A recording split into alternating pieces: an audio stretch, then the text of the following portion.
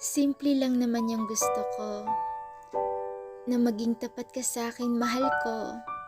Hindi ako naghahangad na bigyan mo ako ng ganito. Ang gusto ko lang na mahalin mo lang ako, kasi ako yung tao na hindi ako bumabase sa materyal. Sapat na sa'kin ang pagmamahal mo. Sa panahon kasi ngayon, alam nyo na, ang hirap makahanap ng taong mamahalin ka. Kasi oo, maraming magmamahal sa'yo at maraming pwedeng magmahal sa'yo.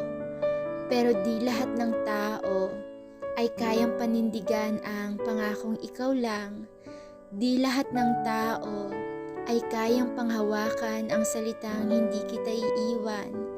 At di lahat ng tao ay kayang magstay sa buhay mo kahit sobra ng gulo. Kaya kung nakatagpo ka na ng taong kahit di man gaano kaganda o kagwapo, pero alam mo na ikaw lang ang mahal nito, ang swerte mo. Kasi iilan na lang sila dito ngayon sa mundo, kaya wag mo nang sayangin ito. I-keep mo yung mga taong ganyan, kasi deserve nila na pahalagahan at minsan ka na lang